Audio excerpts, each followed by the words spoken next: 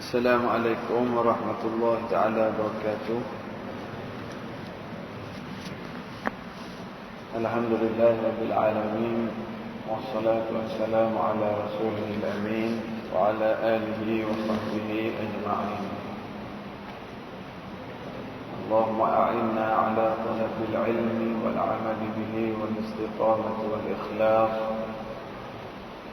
Ya Allah, tolonglah kami agar menjadi hamba yang sentiasa berusaha menambahkan ilmu agama kami. Kemudian berilah kekuatan untuk kami beramal dengan ilmu yang kami belajar dengan penuh ikhlas dan istiqamah. Amin ya rabbal alamin. Disambung ayat yang ke-60 dari surah Yasin. 60 kita baca dah. Ayat 62. Bagaimana biasa saya baca dulu, kemudian kita sama-sama baca. A'udzu billahi minasy syaithanir rajim. Silakan.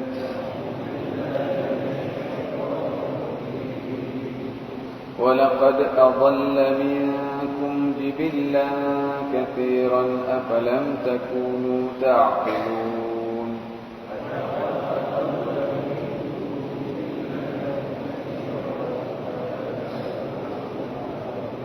هذه جهنم التي كنتم توعدون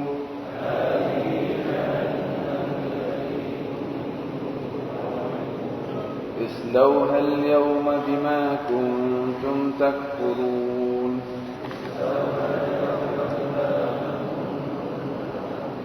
اليوم نختم على أفواههم وتكلمنا أيديهم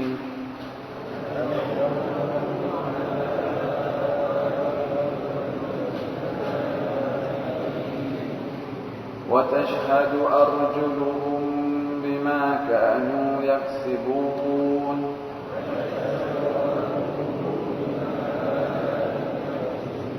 ولو نشاء لطمسنا على أعينهم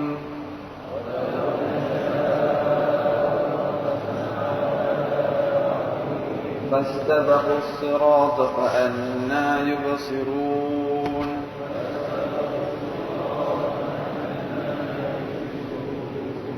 ولو نشاء لمسخناهم على مكانتهم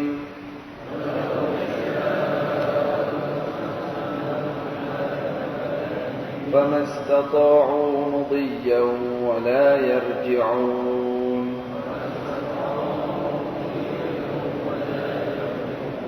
ومن نعمره ننكسه في الخلق أفلا يعقلون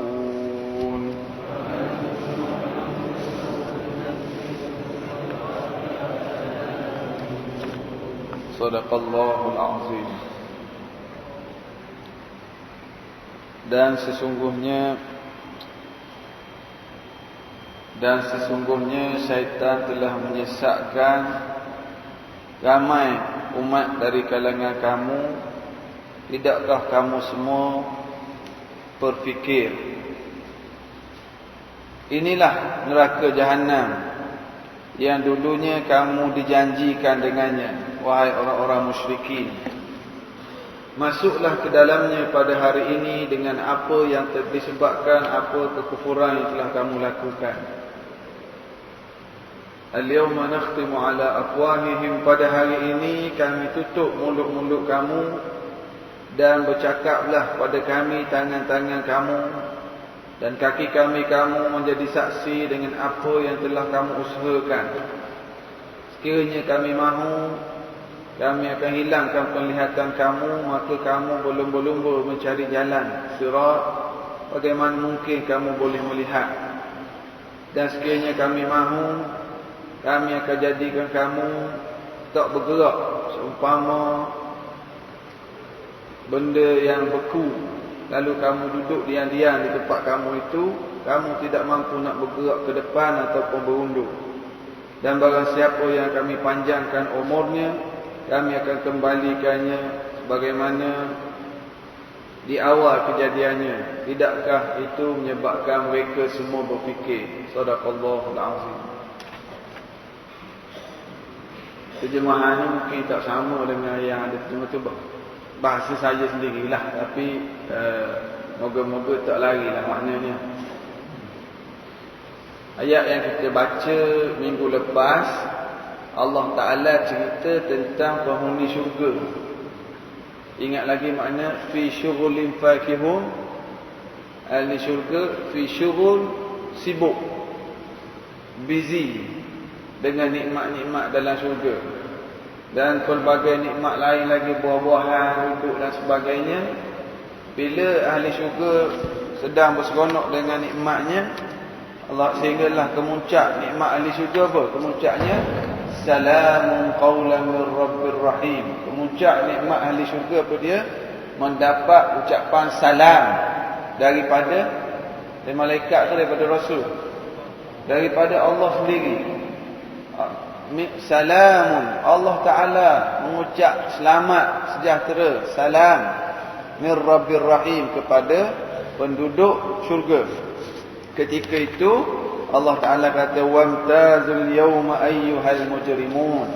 Wamtazul yawma ayyuhal mujrimun. Hari ni geng-geng neraka lari kamu. Kamu kena asingkan diri kamu.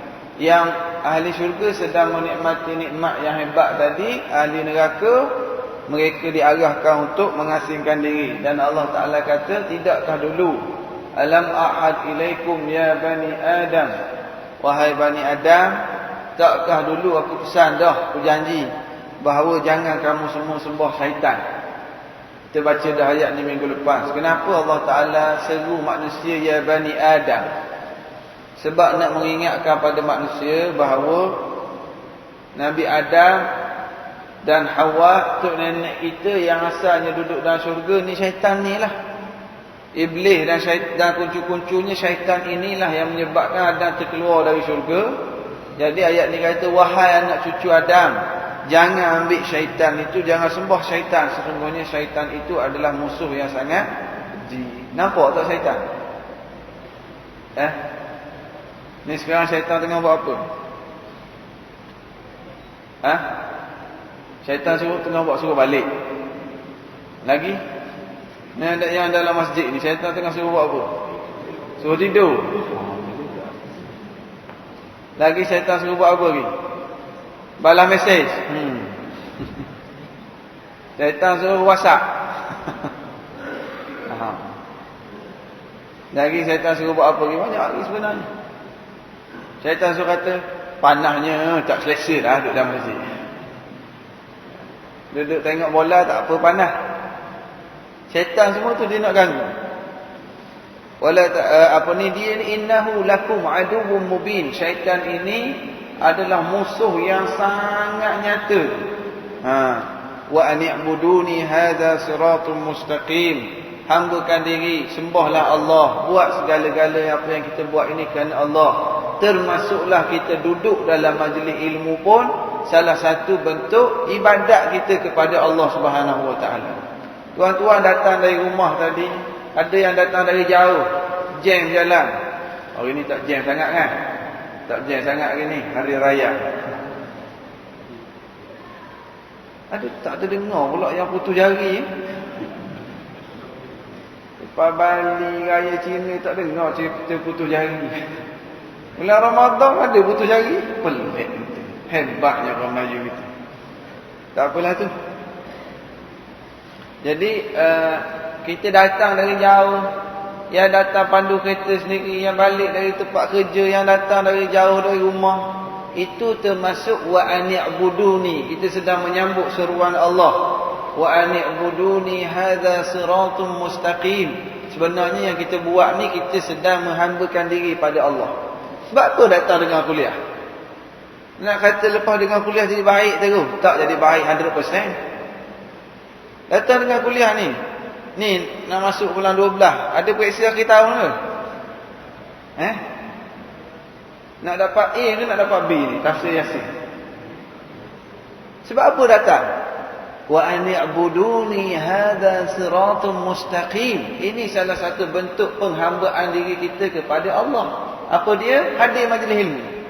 Bukan saya kata hadir tafsir Yasin ni sahaja.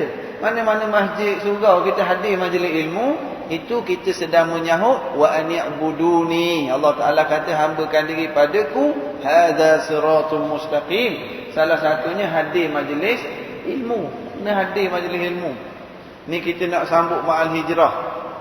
Nak sambut ma'al hijrah. Perkara pertama sekali Nabi buat lepas hijrah, Nabi buat apa? Nabi dari Mekah sampai masuk sempadan Madinah, satu kawasan nama dia Quba. Sampai di Quba, perkara pertama sekali Nabi buat apa? Buat masjid. Nabi buat masjid dulu sekali. Sebelum buat Masjid Nabawi itu, buat Masjid Quba dulu. Masjid yang pertama dibina ialah Masjid Quba. Maknanya penting masjid, institusi masjid. Di masjid inilah tempat proses pendukung-pendukung Islam. Di masjid inilah tempat kita nak eratkan kasih sayang sama-sama kita. Alhamdulillah, masjid kita ni lepas kuliah ada makan. Ada orang datang waktu nak habis kuliah pun tak apalah. Tak apa. Ini kita nak mengeratkan silaturahim. Nak buat macam mana dia jalan jam tadi. Hujan. Nak balik tukar baju ni tak apa, datang je. Tapi janganlah datang lepas sembahyang Isyak. Kita mengeratkan silaturahim di masjid. Kita dapat kenal kawan-kawan baru. Saya syurkan sangat. Kalau boleh waktu makan tu, jangan duduk dengan geng-geng kita je. Duduk dengan orang-orang biar kita baru kenal. Ini semua termasuk dalam wa an i'buduni hadza siratun mustaqim. Kita berkenalan. Kita nampak orang yang tak biasalah kawasan kapal lindungan ni, bakal seberang jalan sana ada, dari USD ada, ta'aruf. Kita berkenalan, bina ukhuwah, hadza siratun mustaqim. Cari kawan-kawan di masjid. Ini tujuan kita hadir ke masjid ini. Nabi bina masjid perkara pertama sekali ketika sampai di Madinah. Masjid adalah pusat kekuatan ummah. Pusat kekuatan ummah. Masjid tempat Nabi bermusyawarah. Masjid tempat Nabi bincang nak putuskan perang. Kita hari ini pun pelbagaikan. Alhamdulillah, saya dimaklumkan awal bulan 12 ni jadi kan akan buat pertandingan. Imam, jadi kan? Imam Ahyar, jadi kan bulan 12 ni, awal bulan 12 ni kan kita nak buat pertandingan. Dengan khabarnya masjid akan buat pertandingan hafal Quran, ayat-ayat lazim, pertandingan azan di kalangan anak-anak. Suruh anak-anak kita masuk. Masuklah pertandingan azan, pertandingan hafal Quran. Kita nak banyak hidupkan masjid kita ni. Ini semua termasuk dalam wa an i'buduni hadzal siratul mustaqim. Ustaz, saya nak suruh anak saya masuk pertandingan azan, saya bimbang. Dia suruh saya ajar dia azan, pening kepala saya. Takut anak suruh dia ayah ajar. Tak apalah, senang je nak suruh ajar, suruh dia buka YouTube, cari TV dan sebagainya. Ini termasuk dalam wa an i'buduni hadza siratul mustaqim. Tandingan tu dibuat 2 Disember. 2 Disember. Jadi anak-anak kita dah mula cuti sekolah. Ambil borang, masuk. Surah tak panjang-panjang pun, surah pendek-pendek je. Dan ada hadiah, ada duit 2-3 duit, 100 lebih hadiah, 100 dan sebagainya. Galak sebagai galakan supaya dia orang rajin nak hafal Quran. Bukan banyak sangat pun. Jadi cuti ni adalah aktiviti. Tak apalah kalau nak kejar duit pun tak apa, biar. Tak ada masalah. Sebagai galakan pada mereka. Kalau ada anak-anak, ada elan keluar dah. Dah keluar elan dah. Ada dah tampal. Boleh tengok kategori-kategori. Lepas ni kita buat pertandingan memasak pula dan gubah bunga pula. Itu untuk khusus untuk para ibu nanti. Wa an i'buduni hadza siratul mustaqim. Kita buatlah apa dalam hidup kita dengan tujuan menghambakan diri kepada Allah. Ayat malam ni, wa laqad adalla minkum jibillan katsiran afalam takunu ta'qilun. Syaitan ni dah banyak menyesatkan umat-umat terdahulu. Dah banyak dah umat jibillan katsiran, banyak dah golongan-golongan yang telah disesatkan oleh syaitan. Afalam takunu ta'qilun? Takkah kamu semua berfikir disesatkan golongan kaum Nabi Lut? Jadi zaman sekarang orang nak ikut balik zaman Nabi Lut dulu. Ya. Ada apa? Tak apa, biar. Tak ada masalah.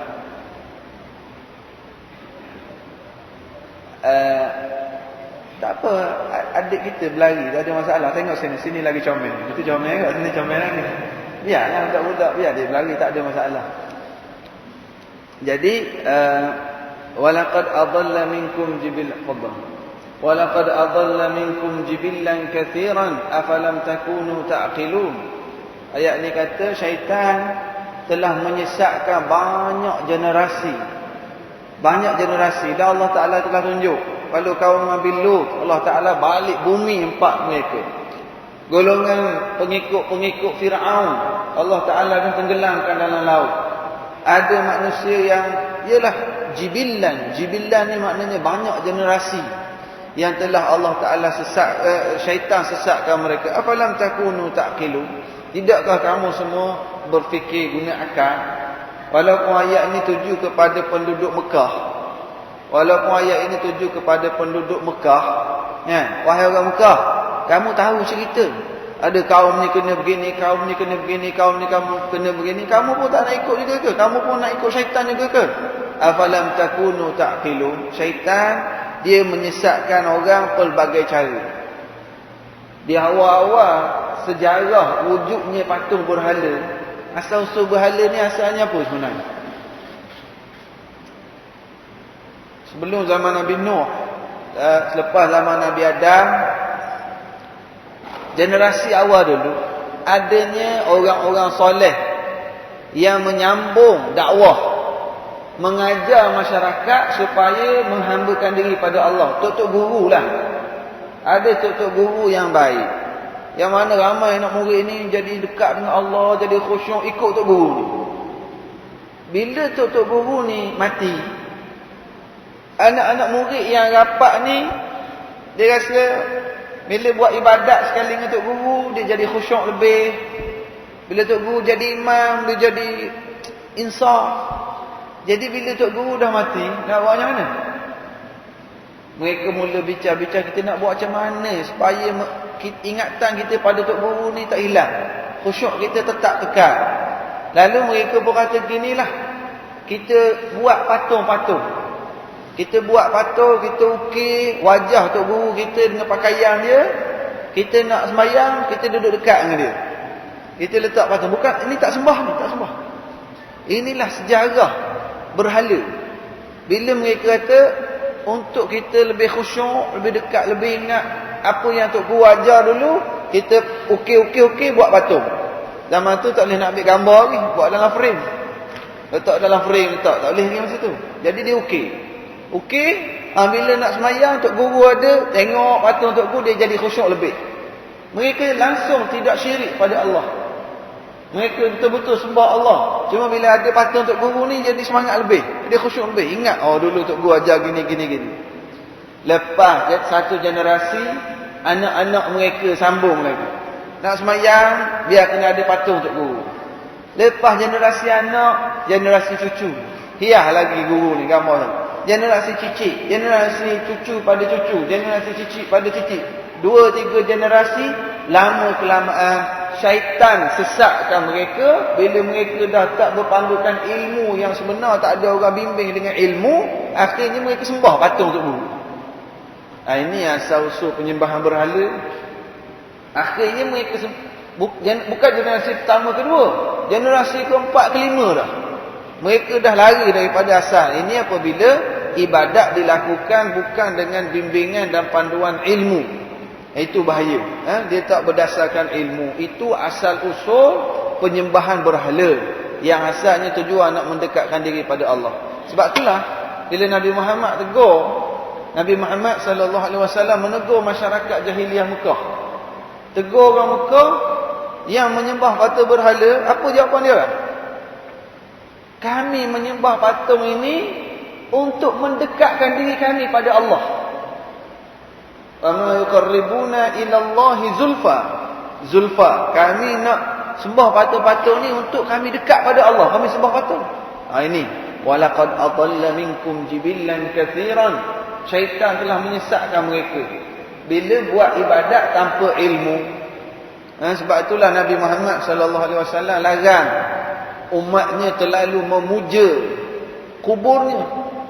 Rasulullah nak wafat, Rasulullah pesan, jangan kamu puja kubur aku melampau. Sebagaimana orang Yahudi dan Nasrani memuja kubur-kubur paderi-paderi mereka. Rasulullah larang. Kita pergi ke Madinah, kita ziarah makam Rasulullah. Kita pergi sembahyang Masjid Nabawi. Kita ucap salam. Kita berselawat kepada baginda. Tetapi tidak melampau. Tidak sampai peringkat Nabi Muhammad tu terlalu tinggi sampai peringkat Tuhan. Tidak, na'udzubillah. Nabi Muhammad adalah hamba Allah. Sebab itulah dalam peristiwa Isra' Mi'raj disebut subhanallazi asra bi'abdihi. Allah yang telah isra'kan hamba. Nabi Muhammad tetap hamba. Syaitan menyesatkan mereka dengan cara bila tak ada ilmu, mereka sangat senang untuk disesatkan. Zaman sekarang syaitan sesatkan manusia dengan cara apa?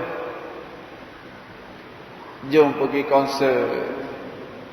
Syaitan hantar opagana. Syaitan hantar. Ini cara sebenarnya. Nak tarik orang-orang, nak tarik manusia, yang penting jauh dari Allah. Yang penting jauh dari Allah. Keluar je, benda sama je, meloncat macam beruk gitu je. Tapi macam mana manusia jadi seronok, manusia jadi suka? Bukan anak muda saja minat, nenek pun minat. Tapi tengok sambil-sambil gerak gitu je lah, jadi minat sama. Kenapa jadi gitu? Walaqad adalla minkum. Syaitan dia akan sesatkan cara orang muda melalui cara hiburan. Sesatkan cara hiburan melalui cara perkara-perkara duniawi yang lain, cara duniawi yang lain, pelbagai cara. Walaqad adalla minkum jibillan katsiran. Syaitan telah menyesatkan banyak generasi awal terdahulu. Fa afalam takunu taqilun. Hei orang Mekah, takkah kamu berfikir, ambil iktibar tentang umat-umat terdahulu? Macam kita sekarang lah, kita kata, kita tengok ada perkara berlaku di negara umat Islam. Kalau dulu berlaku di Turki, masa tentera-tentera sekular dulu yang pijak Al-Quran, Allah Ta'ala goncangkan bagi gempa bumi gitu. Berapa puluh ribu orang mati kerana gempa bumi di Turki tahun 90-an dulu. Kemudian Allah ingatkan kita pula tahun 2005, peristiwa tsunami di Aceh. Kalau ada keluarga-keluarga kita di sana yang menjadi mangsa pun, moga-moga Allah merahmati roh mereka semualah. Kan? Ada di kalangan kita barangkali ada keluarga di sana. Tetapi afalam takunu ta'qilu, apa maksud dia? Afalam takunu ta'qilu, apa maksudnya? Tidakkah kamu berfikir menggunakan akal? Untuk apa? Untuk ambil iktibar. Amerika sekarang pening kepala dengan banjir. Kan banjir teruk kat Amerika sekarang, Florida atau mana. Banjir teruk, tak boleh nak buat apa. Kat mana? Mexico. Allah Ta'ala hantar air banjir, tak boleh nak buat apa, pening kepala. Australia itu kebakaran hutan berapa lama. Afalam takunu ta'qilu. Tidakkah kamu semua manusia berfikir, guna akal supaya taat pada Allah Subhanahu Wa Ta'ala? Ni surah Yasin yang suruh kita mengambil iktibar. Syaitan dah sesatkan ramai, Allah dah turunkan bala. Afalam takunu ta'qilu. Takkah kamu menggunakan akal untuk berfikir dan mengambil iktibar? Hadhihi jahannamul lati kuntum tu'adun. Wahai orang-orang yang tak beriman, wahai golongan musyrik, orang yang tidak taat, tak beriman, tak terima Islam. Hadhihi jahannamul lati kuntum tu'adun. Ini dia neraka jahannam yang dulunya kamu telah dijanjikan pada kamu. Ayat yang kita baca minggu lepas, ayat cerita tentang ahli syurga kan. Inna ashabal jannati al-yawma fi syughulin fakihun. Itu cerita ahli syurga. Hari ini bagi tahu kepada ahli neraka pula, hadhihi jahannamul lati kuntum tu'adun. Inilah neraka yang kamu dijanjikan masa kamu hidup dulu. Kamu kufur. Sebab golongan yang kufur ni mereka cakap, kita baca dalam surah Yasin sebelum ni, mereka kata apa kepada orang beriman? Wa yaquluna mata hadzal wa'du in kuntum shadiqin. Dia kata apa tu? Dia kata pada orang beriman, wa yaqulun, mereka berkata, mata hadzal wa'du? Bila yang kamu janji neraka tu bila? In kuntum shadiqin, kalau kamu betul, bila kamu janji neraka tu? Ni ayat ni cerita tentang hari kiamat. Hadhihi jahannam, inilah neraka yang dijanjikan kepada kamu di dunia dahulu. Islauhal yawma bima kuntum takfurun. Masuklah kamu dalam neraka hari ni dengan yang kamu tak percaya dulu. Dulu Rasul bagi tahu ada neraka, ada api, kamu tak percaya. Islauhal yawma, hari ni masuk dalam neraka yang kamu engkarkan dulu, yang bila Rasul bagi tahu kamu tak percaya. Ada suatu hari ketika Nabi Muhammad sallallahu alaihi wasallam, Nabi Muhammad sedang duduk dengan para sahabat, tiba-tiba dum, tak jadi, meja dia nipis. Dia punya dum, wajibatan. Ada riwayat Imam Bukhari, ada satu hari ketika Rasulullah duduk dengan sahabat, dia punya bunyi gitu. Baik, dia faham tu. Bunyi dum. Nabi duduk dengan sahabat, sahabat dengar, Nabi dengar. Lepas tu Nabi tanya sahabat, kamu tahu bunyi apa tadi tu? Sahabat jawab apa? Banyaklah pula.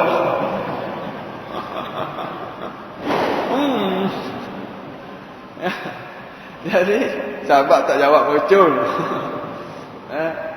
Bila duduk gitu, Nabi tanya, kau dengar tu tahu bunyi apa tu? Sahabat kata, Allah wa rasuluhu a'lam, kami tak tahu bunyi apa. Lalu kata Rasulullah sallallahu alaihi wasallam, itu bunyi sebiji batu yang besar yang telah digugurkan dari bibir, dari pintu neraka sejak 70 tahun yang lalu. Batu tu jatuh, dum, yang kamu dengar tadi tu 70 tahun dulu baru jatuh. Allah. Ini dalamnya neraka jahannam. Nabi Muhammad kata yang kamu punya dum tadi tu ialah seketul batu yang jatuh daripada bibir neraka, daripada pintu neraka sana. Bila jatuh? Sejak 70 tahun yang lalu. Baru yang kamu dengar dum itu, batunya baru sampai ke dasar neraka. Allahu Akbar.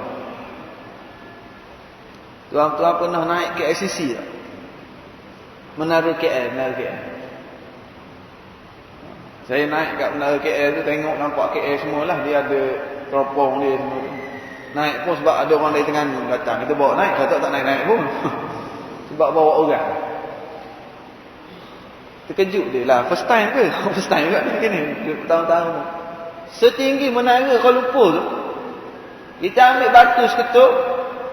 Kalau kita jatuhkan batu tu, nak boleh sampai ke dasar agak-agaknya berapa minit? Ada setengah jam. Tak sampai. 5 minit. 5 minit. Batu, kita ambil batu. Batu betul lah. Apa? 10 second. Seminit lah kita kata. Boleh lah. Ni ilmu fizik ni, cerita bab graviti. Tak apalah. Kita tak ada cerita lah fizik tu. Ambil batu seketul, kita dari menara KL tu lepas. Seminit sampai ke bawah kan. Tinggi tak menara KL tu? Tinggi. Nabi kata, yang kamu dengar punya dum itu ialah seketul batu besar yang jatuh dari pintu neraka 70 tahun yang lalu baru sampai ke dasarnya. Allah.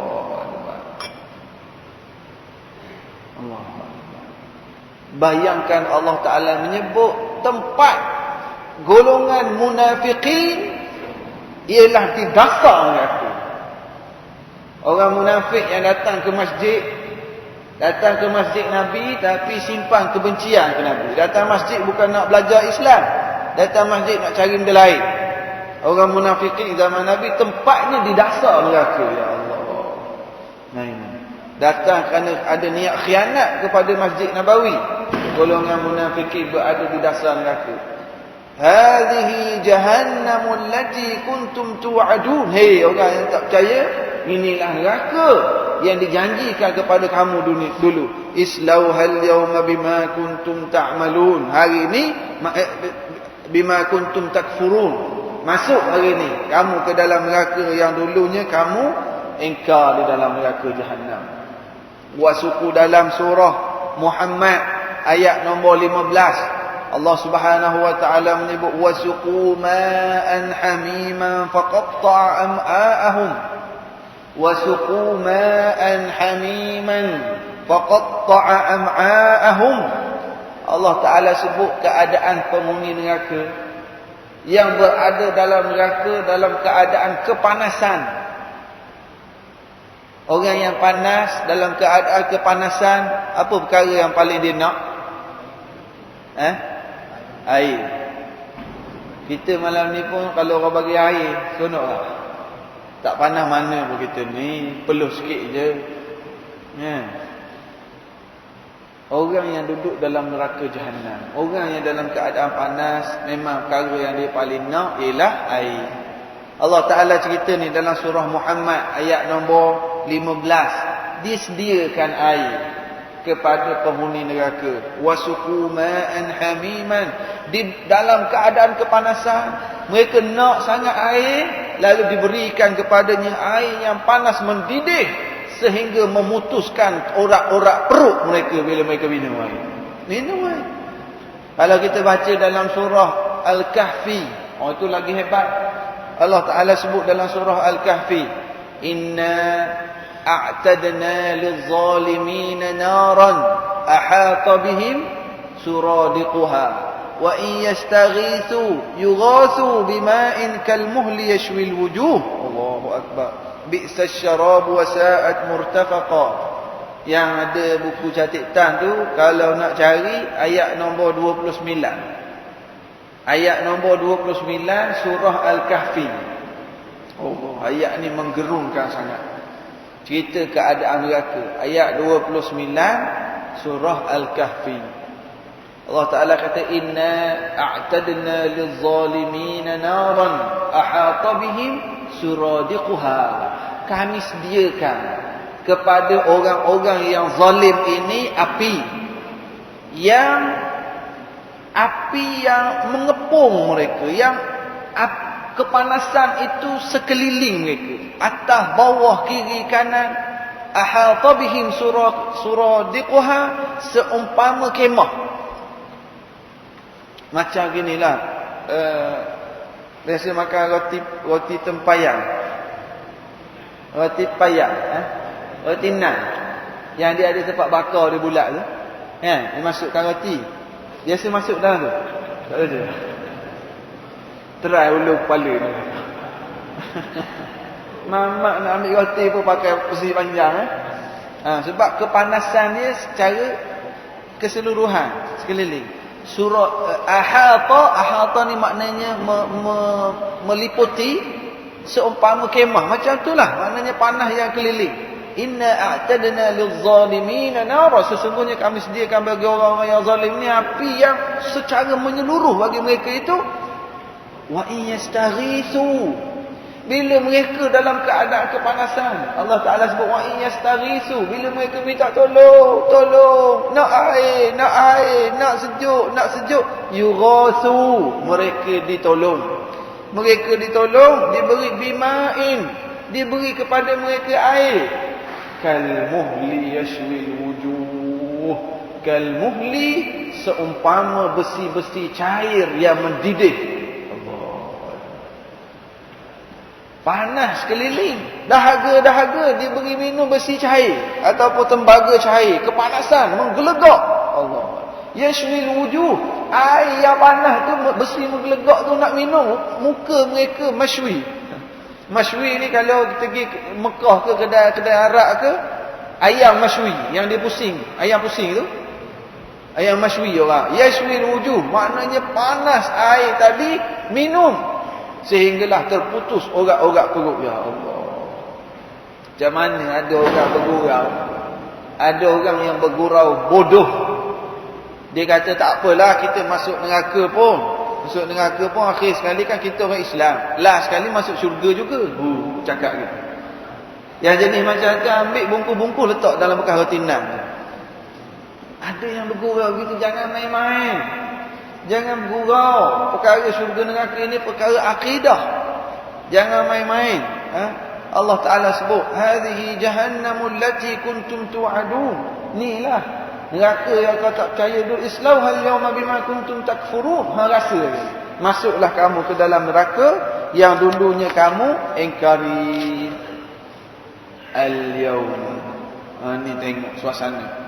Allah Ta'ala nak tambahkan lagi kehinaan, seksaan, tekanan kepada penghuni neraka. Al-yawma. Ni mahkamah Allah pada hari ini. Nakhtimu. Dalam tu ditulis apa? Nakhtimu. Kami tutupkan mulut-mulut. Dia sebab apa? Meterai. Meterai dengan nakhtim. Nakhtim ni cop. Tutup. Al-yawma nakhtimu natba'. Tutup mulut manusia. Ala afwahihim. Mulut tutup. Mulut tak boleh bercakap. Mulut kena zip. Yang bercakap siapa? Wa tukallimuna aydihim. Yang bercakapnya tangan-tangan mereka. Wa tashhadu arjuluhum. Kaki-kaki menjadi saksi. Jadi saksi apa? Bima kanu yaksibun. Dengan apa yang mereka buat dulu masa hidup. Allahu Akbar. Kita kat dunia ni duit banyak, boleh bayar lawyer hebat. Akhirnya buat salah pun boleh terlepas. Yang tukang lapu kena menjara. Ya, yang makan rasuah, yang tipu lembu orang, yang tipu kereta orang, yang bunuh orang terlepas. Yang tukang tuduh, yang tukang buat laporan masuk penjara. Sebab apa? Kita pandai ada peguam mahal. Bukan saja boleh bayar peguam, tu hakim pun ada yang kena bayar. Ya. Lepas tu bolehlah di hari akhirat tak ada dah. Peguam ke, hakim ke, orang pandai bercakap ke, orang pandai pusing. Al-yawma, today, pada hari ini mulut-mulut mereka ditutup rapat. Mulut tak boleh nak bagi excuse. Mulut tak boleh nak bagi alasan dah. Ya Allah, saya tak semayang asar sebab jalan jam. Ya Allah, mulut tak boleh bagi dah. Ya. Cuma kaki je kata aku tekan minyak juga. Aku nampak dah Petronas boleh singgah semayang. Aku tekan minyak juga, kaki kata. Tangan kata aku press minyak juga. Aku tak berhenti juga kereta. Steering aku nampak dah masjid tu. Ni jalan jam nak semayang asar. Tangan kata aku jalan juga. Aku tak singgah semayang dulu. Masa tu mulut tak boleh nak bagi alasan dah. Ya Allah, jalan jam. Yang cakap masa tu ialah tangan-tangan, kaki-kaki. Saya rasa ayat ni tuan-tuan ingat kan? Sebab kalau saya baca kepala ayat ni, al-yawma, boleh sambung tak? Boleh sambung kan? Al-yawma. Cuba tak payah tengok Quran. Cuba 1 2 3 al-yawma.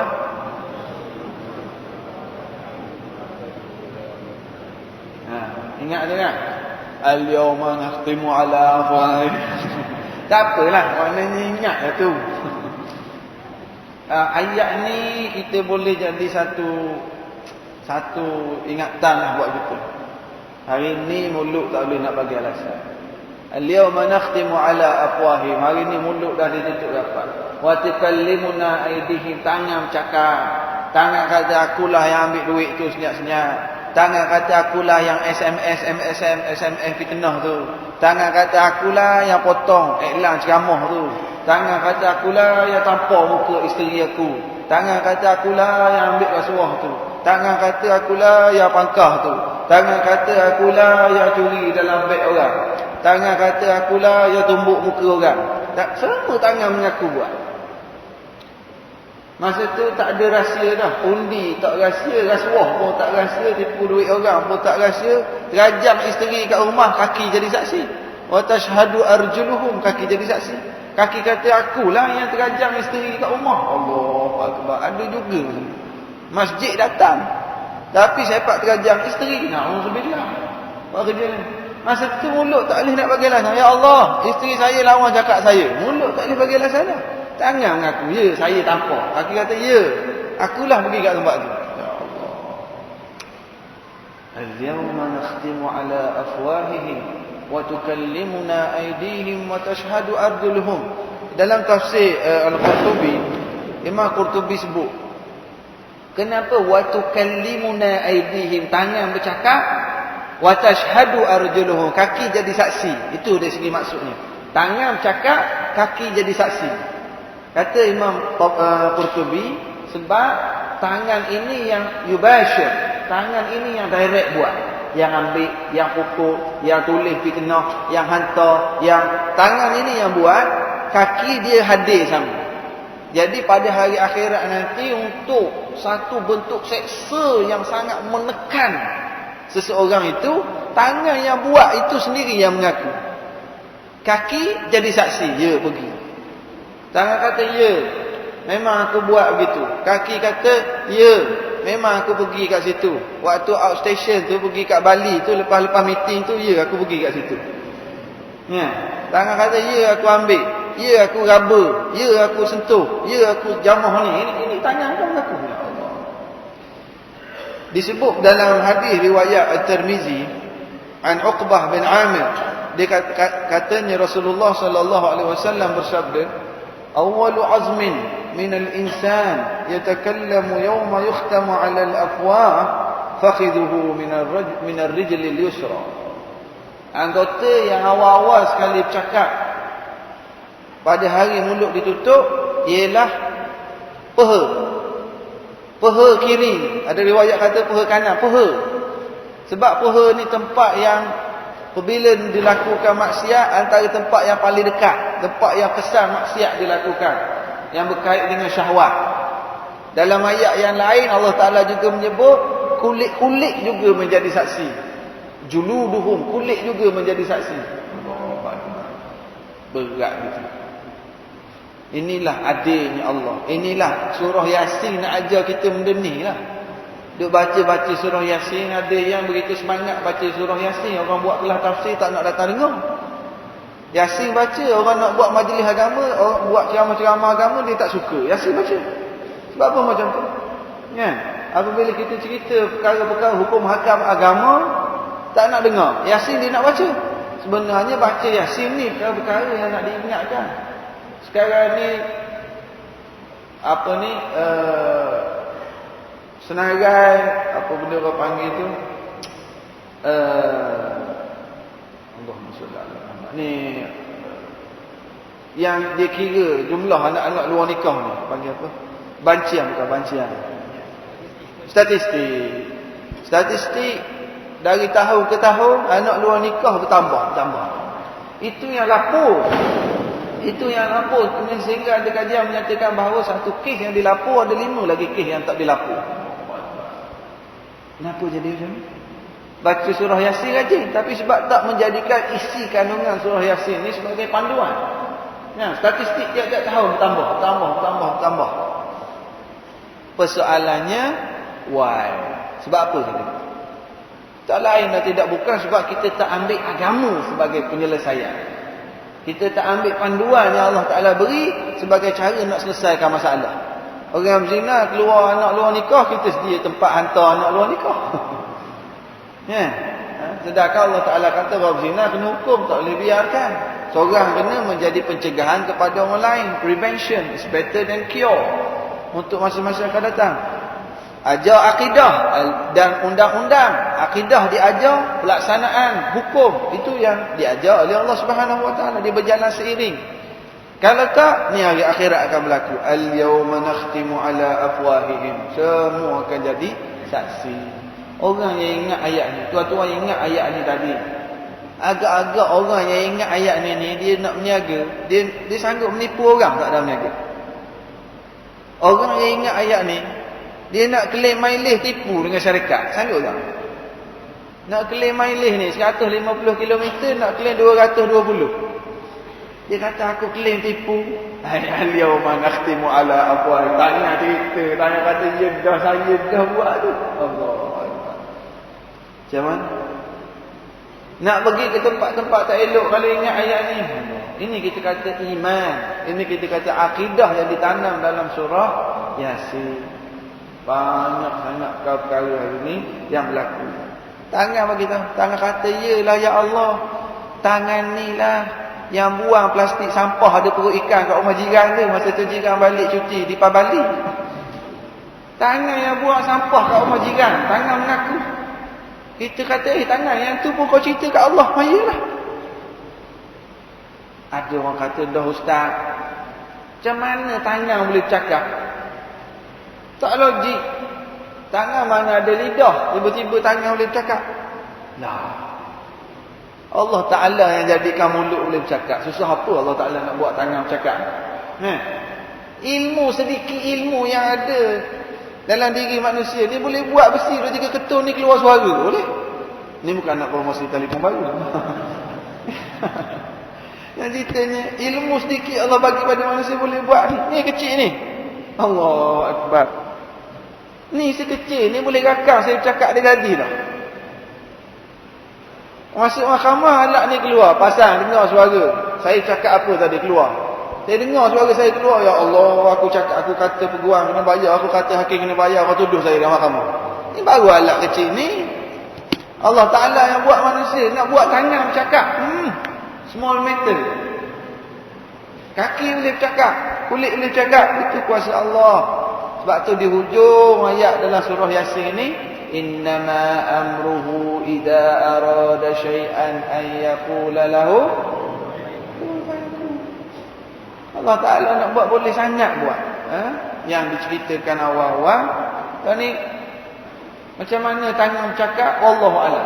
Kita yakin tangan akan bercakap. Ini iman kita. Dan macam mana ustaz? Tunggulah mati dulu. Masuk akhirat lagi tahu. Tak berapa nak percayalah. Hadhihi jahannamul lati kuntum tu'adu. Ni yang kamu tak berapa percaya dulu. Islauhal yauma. Masuk hari ni. Bima kuntum takfuru. Yang kamu tak percaya masa dengar kat dunia dulu. Yang kamu tak percaya, hari ni masuk lah. Ini diceritakan. Walau nasha'u latamasna ala a'yunihim fastabaqus sirat fa anna yubsirun. Kalaulah kami nak, la tamasna, nescaya kami, itu dia apa tu? Hilangkan penglihatan. La tamasna ni dihilangkan penglihatan. Ya, hapuskan apa? Mata-mata mereka penglihatan. Hapuskan, put out, kami hilangkan penglihatan. Kalau kami nak, kata Allah, kami hilangkan penglihatan, jadikan mereka ini dalam keadaan buta. Lan fastabaqus sirat, mereka tercari-cari orang buta macam mana, berebut-rebut tercari-cari, terjatuh, cari lagi mana nak cari jalan yang sebenar. Fa anna yubsiru, bagaimana mungkin mereka boleh melihat. Ini makna dari segi zahir. Ada juga tafsiran yang menyebut bahawa ini dengan makna kalau kami nak, kami akan tutup jauh, mereka tak beri hidayah langsung pada mereka. Lalu mereka tercari-cari hidayah yang sebenar, cahaya petunjuk sirat, jalan yang sebenar, tercari-cari, tapi fa anna yubsiru, mereka tak akan nampak. Walau nasya'u lamasakhnahum ala makanatihim, dan kalau kami nak, kami boleh buat manusia itu jadi lamasakhna, diubah menjadi suatu benda yang ditulis apa? Keras, seketul, tak bergerak, tak boleh bergerak. Apa dia tulis? Beku, kaku. Kalau kami nak, kami jadikan manusia itu tak boleh bergerak, beku, kaku, seperti suatu yang ialah ala makanatihim, lalu mereka tak boleh bergerak. Allah Tuhan. Pergilah kat hospital, pergilah kat hospital pakar, hospital pakar yang bayar mahal-mahal sana ni, Prince Court ke, Gleneagles ke, pergilah HKL ke mana ke, berapa ramai yang duduk terlentang atas katil tak boleh bergerak. Nerve je sikit, saraf sikit je, kena saraf sikit je tu. Dalam akaun harta ada 2 juta. Allah Ta'ala tarik sarah sikit je. Terlentang, tak boleh bergerak. Allah. Itu kuasa Allah. Allah nak buat bila-bila. Ada sahabat saya seorang, kontraktor. Alhamdulillah lah, memang kaki masjid pun orang baik, suka tolong orang. Itu Allah Ta'ala uji dia. Sarah dia kat atas leher. Tak boleh bergerak. Duduk kat rumah. Kalau orang atau bukan slip disc. Slip disc pun salah satu bentuk macam tu kan, slip disc. Ataupun yang dia, kawan saya tu, dia kena masalah ni, sarah dia sikit. Tu kena sikit, terlentang, tak boleh bergerak. Kena papah dari rumah, bawa pergi hospital. Duduklah dalam wad 2 minggu. Tapi Alhamdulillah sekarang okey dah. Sekarang okey dah, dekat Mekah sekarang. Ya. Tapi rokok tak berhenti-berhenti. Itu tobat dah 2 minggu. Ya. Ada kat Mekah baru ni janji balik Mekah ni nak tinggal dah, tak tahu dah. Nak ceritanya, kalau Allah Ta'ala nak jadikan bila-bila masa la masakhna ala makanatihim, mereka tak boleh nak bergerak. Famastata'u mudiyan wa la yarji'un. Mereka tak boleh nak gerak mudiyan, tak boleh nak gerak ke depan, tak boleh nak gerak ke belakang pun tak boleh. Kalau Allah Ta'ala nak buat, jadi kita janganlah sampai peringkat macam tu. Jangan sampai peringkat ditutup terus hati-hati kita daripada cahaya hidayah daripada Allah Subhanahu Wa Ta'ala. Jangan sampai terus berada dalam kesesatan sampai peringkat wa man nu'ammirhu nunakkishu fil khalqi afala ya'qilun. Perasan tak banyak ayat afala ya'qilun. Afala ya'qilun kan? Afala yubsirun. Takkah kamu berfikir? Takkah kamu guna akal untuk berfikir? Masuk waktu dah tu Imam? Oh, ingat masuk waktu dah. Tak, masuk waktu makan dia tanya. Waktu Isyak. Waktu Isyak dia tahu dah. Ingatkan masuk waktu makan dah, nak berhenti. Ayat yang terakhir. Waktu Isyak tahu dah masuk tadi. Wa man nu'ammirhu, barang siapa, ini salah satu lagi kita minta, sebab itulah diajar pada kita doa wa na'udzubika min wa qahrir rijal. Ayat doa itu tu yang kita baca dulu. Ayat ni maksud dia apa? Barang siapa yang kami nu'ammirhu, kami panjangkan umur sehingga terlalu panjang, nunakkishu fil khalqi, mereka ni akan dikembalikan pada penciptaan mereka seumpama apa? Seumpama baby balik. Afala ya'qilun, tidakkah manusia itu berfikir guna akal sungguh-sungguh? Ada orang minta nak panjang umur. Dia minta panjang umur. Jangan lupa sebut ya Allah, kurniakan aku ketaatan dalam umur aku. Yang ada minta panjang umur saja, minta umur, minta taat sepanjang hidup ni. Ya. Ini Allah Ta'ala, man nu'ammirku, sesiapa yang kami panjangkan umur dia, mereka akan balik bagaimana di awal penciptaan mereka. Mungkin ada di kalangan kita yang kita lihat, mungkin di kalangan ahli keluarga kita, bila sampai umur terlalu tua, mereka ini kembali macam budak-budak. Ya, kadang-kadang nak berak saja. Kadang-kadang makan tumpah, tak nak ditolak saja. Sebab tu kita minta supaya Allah Ta'ala hidupkan kita dalam keadaan sihat dan tak sampai peringkat macam tu, sehingga kita menyusahkan anak-anak kita. Na'udzubillah. Ingat doa yang kita awal ajar dulu. Saya sebut kat sini dulu doa dalam maksurah untuk mengelakkan hutang. Dulu kita belajar doa untuk mengelak beban hutang kan? Dalam doa tu, Allahumma inni a'udzubika minal hammi wal hazan, wa a'udzubika minal ajzi wal kasal, wa a'udzubika minal jubni wal bukhl, wa a'udzubika min ghalabatid daini wa qahrir rijal. Bukan doa itu. Doa yang kita, mudahnya kita minta dengan Allah Subhanahu Wa Taala supaya kita tidak sampai peringkat tua yang nyanyuk. Yang penting kita minta Allah Ta'ala matikan kita dalam keadaan yang baik, husnul khatimah. Sebab wa man nu'ammirhu, bahawa siapa yang dipanjangkan umur, mereka akan kembali seumpama zaman baby dulu. Cuma orang tua yang terlalu lanjut usia, dia beza dengan baby yang kecil. Apa beza dia? Bezanya ialah kita tengok baby, kita rasa sayang, rasa suka, rasa seronok. Tengok tarik baby pun lemak je bau tarik baby. Kalau tarik orang tua, betul, ini keadaan. Ini salah satu bentuk afala yaqilu, takkah manusia itu berfikir. Orang kata, tarik orang tua. Tapi kalau baby dia lain. Bila baby menangis, cuba bayangkan baby menangis dengan orang tua menangis. Mana comel? Kalau anak-anak kecil yang tumpahkan makanan, dia bergaduh, dia cakap tak elok, dia marah kat mak, menjadi satu hiburan sebenarnya. Satu hiburan. Anak-anak kecil ni sebenarnya satu hiburan. Kerenah anak kecil. Kerenah dia, rangai dia, cakap-cakap, kadang-kadang cakap-cakap dia tu menjadi hiburan. Tapi bila orang tua macam mana? Tak disukai. Allah Akbar. Sebab itulah apabila ada seorang perempuan yang pergi buat haji, dia papah belakang ni, mak dia yang uzur. Perempuan ni papah mak dia, tawaf 7 pusingan, bawa mak dia pergi buat haji, tawaf, sa'i. Ya Allah, hebatnya anak ni. Lalu dikatakan pada Sayyidina Umar Al-Khattab, lihatlah. Saya tak ingat Sayyidina Umar ke Rasulullah yang sebut. Disebut bahawa lihatlah perempuan itu, dia berjasa cukup hebat pada mak dia. Mak dia yang uzur, dia boleh papah, dia boleh pikul, pergi tawaf, pergi sa'i. Hebatnya si anak itu, bagusnya si anak itu.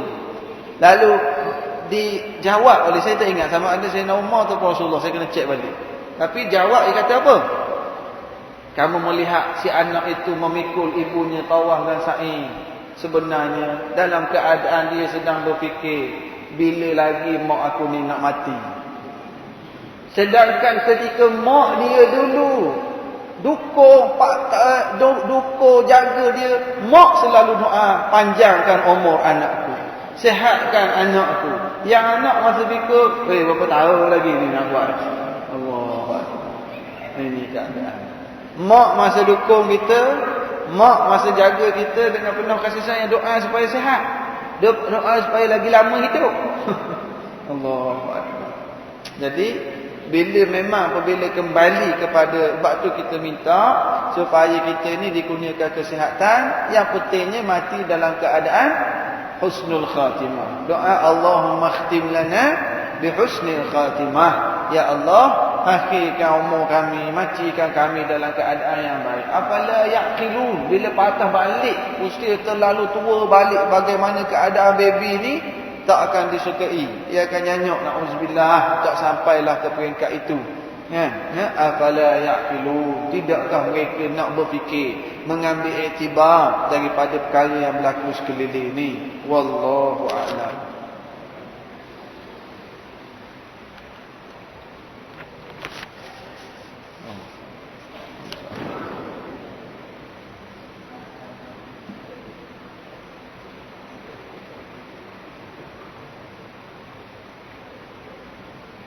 Bolehkah kita simpan sedikit daging akikah untuk adik-beradik yang tak sempat datang makan semasa hari akikah, ke kena habiskan daging tersebut semasa hari akikah? Soalan berkenaan dengan akikah. Akikah ialah kita menyembelih kambing dan sempena bayi lah. Paling afdal akikah dibuat pada hari ke-7 kelahiran. Kalau anak lelaki 2 ekor kambing, kalau anak perempuan 1 ekor kambing. Walau bagaimanapun, kalau anak lelaki sah kita sembelih 1 ekor kambing pun sah, tak jadi masalah. Tak jadi masalah, sah. Kalau dia kata saya buat akikah anak lelaki ni 1 ekor kambing je, sah, tak jadi masalah. Ataupun dia nak buat sekor kat kampung lindungan, sekor lagi nak buat kat kampung nenek dia, kat kampung nenek baby tu pun boleh juga, tak jadi masalah. Dibuat paling afdal pada hari ke-7, sembelih kambing, buat ajak orang makan. Tak boleh ustaz, baby tak berapa sihat, terpaksa masuk dalam Escalator. Incubator. Kena masuk dalam kotak tu. Jadi tak boleh buat hari ke-7. Boleh kita ambil buat hari ke-14. Tak boleh buat hari ke-14. Anak sulung ni tak ada duit lagi, mak ayah tak ada duit lagi, tak cukup lagi duit. Tak apa, tak ada masalah. Buat hari ke-21, buat hari ke-28, tak cukup duit lagi. Baby tu umur 2 tahun baru nak buat akikah. Sah akikah, tak jadi masalah. Tak cukup duit lagi. Buat umur baby 3 tahun, boleh. Tapi 3 tahun kan dapat baby baru pula sama lagi. Hutang yang pertama tak settle lagi. Boleh. Sehinggalah bayi tak ada balik.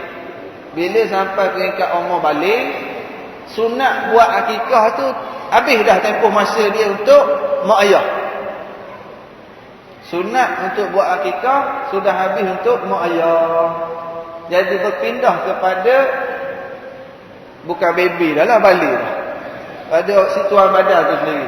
Dia sunat akikah yang mak ayah buat, sunat dia daripada lahir sehinggalah balik. Sunat macam kita lah. Kita nak semayang sunat sebelum subuh. Sebelum semayang subuh, semayang sunat sebelum subuh, bila waktu dia? Daripada lepas azan sehinggalah semayang subuh. Habislah waktu sunat dia. Kita nak puasa sunat hari Arafah pada 9 Zulhijjah, 10 Zulhijjah tak sunat dah. Nak sunat akikah yang mak ayah buat daripada lahir sehinggalah balik. Lepas balik, budak itu ataupun tuan badan buat sendiri akikah tersebut. Okey. Balik pada soalan kita tanya. Hari dia buat jamuan tu, adik-beradik dia tak dapat datang.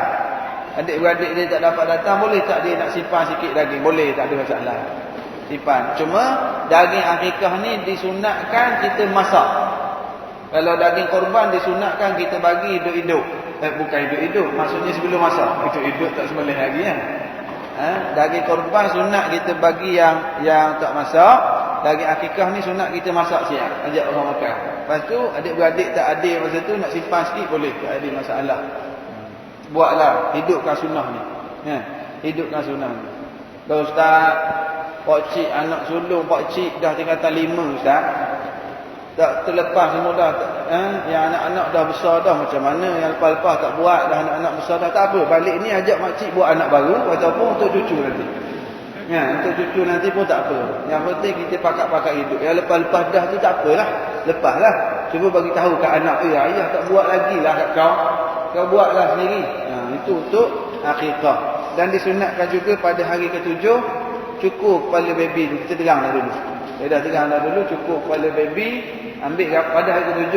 Rambut tu timbang berat emas. Kemudian kita sedekah. Kalau tak ada duit lagi, timbang, ambil nilai je dulu. Sedekah lepas-lepas tu, tak apa. Tunggu hujung bulan dulu.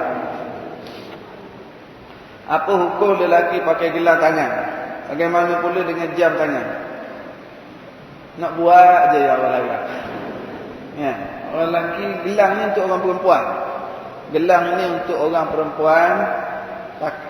Dia pakaian orang lelaki nak handsome, nak smart, banyak lagi cara lain. Ada perkara-perkara dilarang.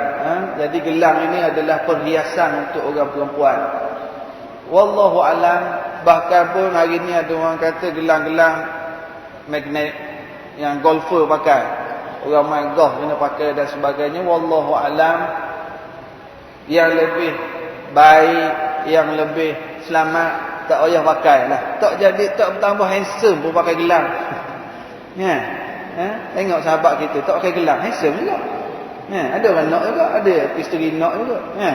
Jadi kenapa kita nak buat perkara yang tasyabuh? Satu perkara lagi tasyabuh, menyerupai golongan orang-orang Hindu yang orang lelaki mereka pakai gelang, pakai rantai. Ramai kita jumpa datang masjid, datang dengan kuliah, tapi ada rantai, ada gelang, masya-Allah. Tak payah buatlah perkara macam ni. Carilah perhiasan-perhiasan cara yang diharuskan oleh syarak. Bagaimana pula dengan jam tangan? Jam tangan tak ada masalah lah pakai. Jangan ambil jam dinding dah letak kat tangan. Jam tangan, cuma ada jam-jam tangan yang nampak macam gelang. Jam tangan yang halus. Mana dia nak cari juga cara nak biar menyerupai. Itu perhiasan untuk orang perempuan. Bagi orang perempuan dah lah pakai. Tapi kalau jam tangan, tapi modelnya model yang halus, itu tak ada masalah lah. Cuma nampak macam tak berapa mature sebenarnya. Tak berapa meter duk pakai jam halus. Ada sekarang ni. Budak-budak sekarang ni jam tali getah halus je tu. Rupanya ada nombor jam kat situ. Naknya menyerupai. Naknya buat perkara yang dilarang ni. Elak kalah daripada pakai perkara-perkara tersebut seumpama itu. Boleh terang tafsir surah An-Nur ayat 26. Wallahu a'lam. Tak sampai lagi surah An-Nur. Ayat mana ni? Surah An-Nur ayat 26. Tak apalah, surah ada ayat ni. Boleh terang tafsir surah An-Nur ayat 26. Ayat apa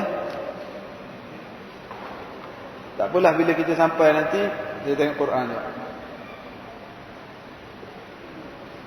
Ayat apa surah An-Nur ayat ni? An-Nur.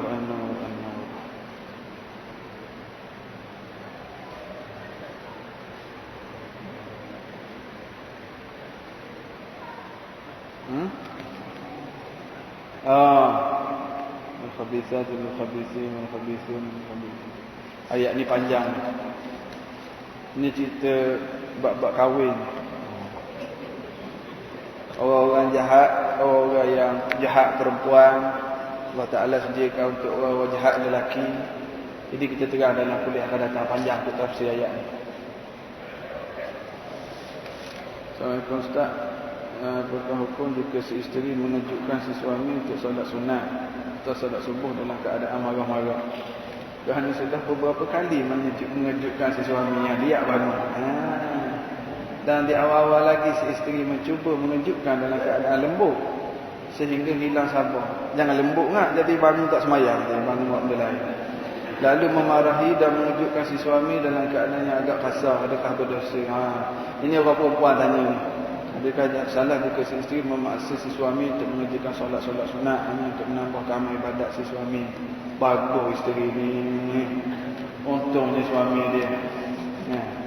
Cari isteri macam ni lah. Dia tanya, boleh tak dia ni, si isteri ni dia bangun dah sembahyang subuh. Dia kejut suami dia, bang bangun bang. Bang bangun bang. Yelah, tak bangun lagi. Bang bangun bang. Dia marah. Dia tanya boleh tidak dia tinggikan sedikit suara. Benarnya dia bukan, dia dalam bab marah. Dalam Islam sebenarnya ada bab marah. Marah tidak semuanya dilarang. Ada marah yang diizinkan. Antaranya marah kerana Allah. Dan dia ni marah kepada suami dia kerana Allah. Jenis suami tak sembahyang subuh. Jadi dia pujuk, dia kejut, tapi masih lagi keras. Yang macam tu pergi dekat telinga suami baca surah Yasin. Baca surah Yasin kat telinga. Taqul inna lillahi wa inna ilaihi raji'un. Para isteri walau bagaimanapun masih perlu menjaga adab. Saya rasa di sini maksud dia meninggikan suara. Meninggikan suara. Bang bangunlah bang, bangun subuh dah nak habis dah ni bang. Gajah tak gajah, dinosaur dah ni bang. Bangun bang, dia bising.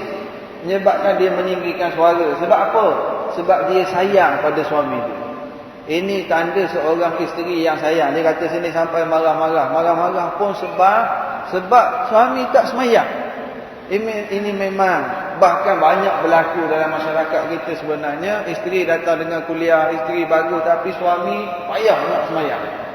Kadang-kadang ada suami datang dengan kuliah maghrib, subuh tak semayang. Ada tu. Jangan angkat tangan lah.